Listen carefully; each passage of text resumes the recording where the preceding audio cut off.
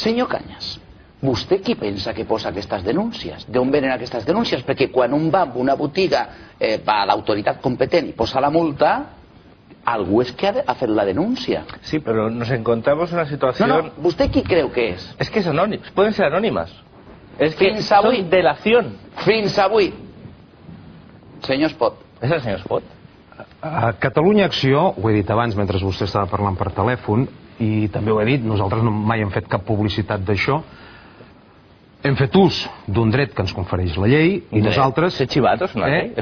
No. Un ús que ens confereix la llei per presentar denúncies contra aquells establiments que vulneren una legislació catalana. Durant l'any 2009, Catalunya Acció ha posat 3.000 denúncies.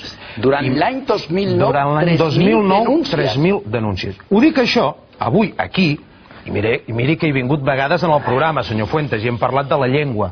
Jo no he volgut fer cap mena de publicitat d'això, però avui, i que estan el senyor Girauta i el senyor Cañas, considero que és una cosa que s'ha de saber. Més que res, perquè es diu en català allò de qui cara veu cara honra, no? És a dir, en el sentit que sàpiguen que ha estat una entitat no subvencionada, repeteixo, no subvencionada, perquè les entitats subvencionades ho podrien fer i es veu que no ho fan, deuen tenir por possiblement de perdre la subvenció, qui ha fet això. I repeteixo, fent ús d'un dret que ens confereix la llei. Que vostès, senyor Girauta i senyor Cañas, que no estan d'acord amb la llei, em sembla fantàstic. De la mateixa manera que jo hi he dit, i repeteixo per enèsima vegada, que els independentistes som conscients, i abans ho parlàvem a la mitja part, que per arribar a l'objectiu s'haurà de traspassar una línia vermella, que és la legalitat. Ara li dono la paraula.